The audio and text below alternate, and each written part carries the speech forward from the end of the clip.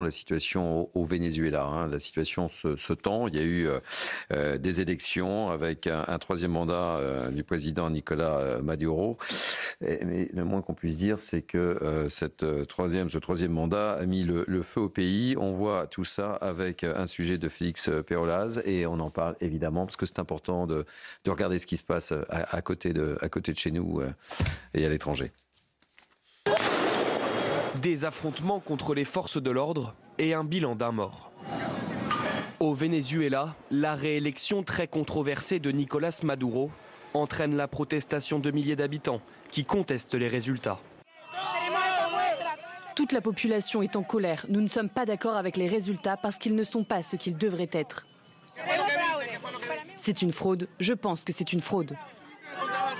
Protestation aussi au sein de la communauté internationale qui réclame une vérification du dépouillement. Il existe un énorme consensus international qui va du Chili à l'Allemagne, du Brésil aux États-Unis, exigeant la transparence, le fair play. Les forces armées vénézuéliennes ont affirmé leur loyauté absolue au président Nicolás Maduro, qui compte bien assurer ses fonctions jusqu'en 2031. C'est terrible ce qui se passe au Venezuela. J'avais comme invité dans Mini News Nelson Castellano, qui est l'ancien consul du Venezuela à Paris. Écoutez-le, parce que pour lui, il n'y a pas l'ombre d'une ambiguïté. La fraude est avérée. On l'écoute. Nicolás Maduro, il n'a pas été réélu. Simplement, ils ont commis une énorme fraude qui était annoncée. Les fraudes avaient commencé avant. On ne fraude pas au dernier jour. On fraude quand on inhabilite un candidat, on fraude quand on empêche les gens de s'inscrire, on fraude quand on change les électeurs d'un centre à l'autre, même des pays. C'est une fraude continue. Mais qui s'est concrétisé hier avec l'annonce simplement d'un résultat qui n'est pas réel. Erwan Barrio, que vous inspire la situation au Venezuela? C'était attendu. C'est une situation qui est explosive, évidemment, puisqu'on a deux camps qui sont prêts à aller jusqu'au bout. Et les enjeux sont extrêmement importants. Il y a d'un côté le candidat héritier du chavisme qui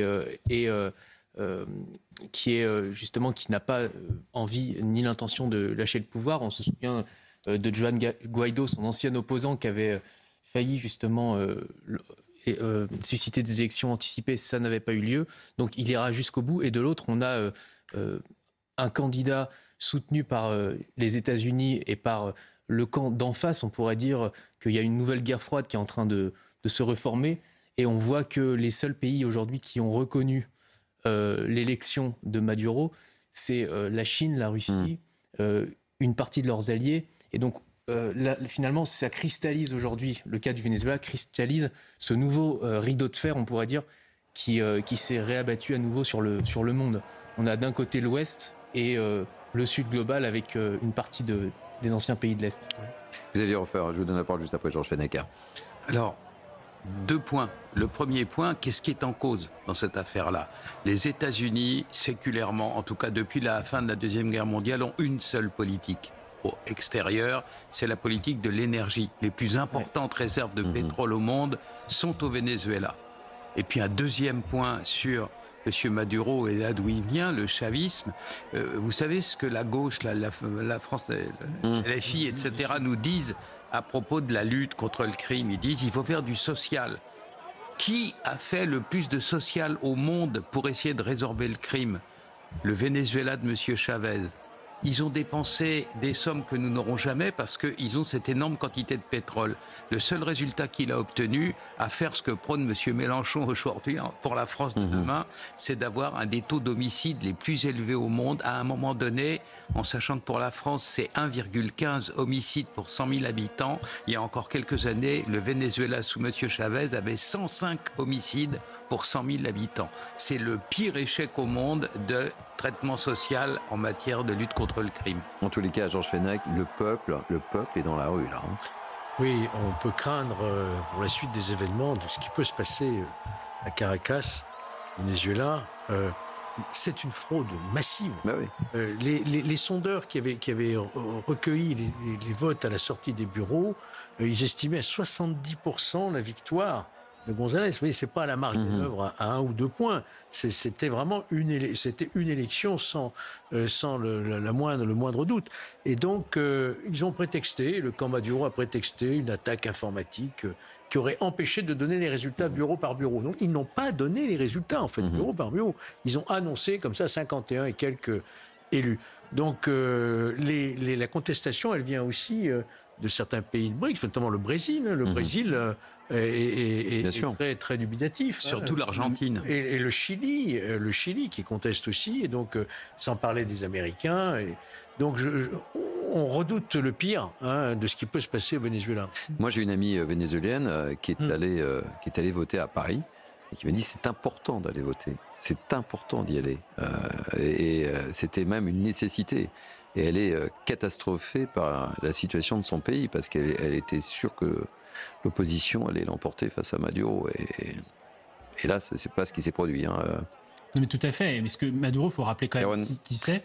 Qui c'est, et puis sur son profil, et puis quelle est la politique qu'il a menée. Il a au moins 3 échecs majeurs. Le premier point, ça a été rappelé, c'est sur la lutte contre les narcotrafiquants, avec la politique du tout social. Et surtout, c'est qu'il avait demandé, et avec ses amis boliviens, etc., il avait demandé aux États-Unis d'arrêter ce qu'ils appellent la criminalisation de la politique de lutte contre la drogue et contre le trafic de drogue en arrêtant, enfin les États-Unis ont arrêté d'envoyer l'armée sous Barack Obama, et donc de fait, le trafic de cocaïne a explosé dans le monde. Et c'est aussi pour ça que nous, en France, on a une augmentation de la consommation de cocaïne aujourd'hui chez nous. Le deuxième échec, c'est un échec qui est politique majeur, puisque vous l'avez rappelé, effectivement, il a complètement fraudé les élections. Et c'est un modèle finalement que Jean-Luc Mélenchon valide d'une certaine façon. Et puis le troisième point aussi, c'est une personne qui déstabilise la région. Parce qu'il faut quand même rappeler qu'il s'est emmené, il a embarqué le Venezuela dans un conflit avec la Colombie, avec aussi le Guyana, qui est un petit pays aussi où il y a des réserves de pétrole importantes, pour pouvoir justement faire en sorte qu'il y ait un grand Venezuela, etc. Donc ça interroge quand même sur le modèle que prennent certaines des élites politiques françaises aujourd'hui, comme Jean-Luc Mélenchon. Alors je voulais vous faire écouter à nouveau Nelson Castellano, donc ancien consul du Venezuela à Paris. Et je lui dis, mais quel constat faites-vous ? Écoutez son constat. La réalité, c'est qu'il y a une réaction populaire et ça produit au Venezuela un divorce total. Et c'est impossible de venir en arrière. Il y a un divorce entre les peuples et ce régime qui est d'orientation castro-chavisme et qui a gouverné pendant 24 ans et qui ont commis des fraudes au fur et à mesure, mais qui gardait encore une espèce d'attraction, disons, une illusion qui existait, qui a été créée par Chavez, mais qui est détruite complètement. Il a le divorce total. C'est important ce que dit Nelson Castellano, Jacques Morel. Il y a un divorce total au Venezuela entre le peuple et l'équipe de Maduro. J'ai une pensée pour la délégation vénézuélienne qui doit être ici à Paris aux Jeux Olympiques. Dans quel état d'esprit peuvent se trouver des sportifs qui viennent mener leur combat et les interrogations qu'ils doivent avoir en regardant ce que vous venez de nous montrer comme sujet, à savoir est-ce qu'ils doivent rentrer dans leur pays ou est-ce qu'ils doivent rester en Europe ? On est dans la nouvelle bipolarisation. Vous aviez offert. Le soutien russe et le soutien iranien au régime de Maduro est très fort.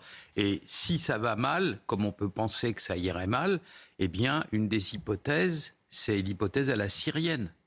Vous savez, avec un soutien massif, à un moment donné, des pays illibéraux pour soutenir le régime. Il y a beaucoup d'Iraniens et beaucoup de Russes. Erwan Mario, un mot, juste un mot. Il ne faut pas confondre l'espoir qui avait été suscité par le chavisme à l'époque, qui quand même a réduit fortement les inégalités, qui a nationalisé le pétrole, qui a augmenté le taux d'alphabétisation, et ce qui est devenu le régime depuis 2013, depuis la mort de Chavez. C'est deux choses complètement différentes. Et donc tout régime, si la leçon, c'est qu'au bout d'un moment, le pouvoir corrompt et qu'il faut savoir peut-être partir à temps. Merci Zémine de m'avoir accompagné et sur Europe 1 et sur CNews en ce Punchline été. Merci pour votre grande fidélité. Merci à l'équipe qui m'a entouré, Benjamin Bouchard, Sophia Rousseau et Maureen Vidal. Merci à la programmation, Lino Vitesse et Ilan Vesser. Merci aux équipes en régie. Tout de suite, c'est Élodie Huchard sur CNews pour Face à l'info, Thomas Schnell sur Europe 1 pour Europe 1 Soir. Et moi, je vous dis bye bye. À demain, 11h pour Mini News et à 17h pour Punchline. Passez une belle soirée.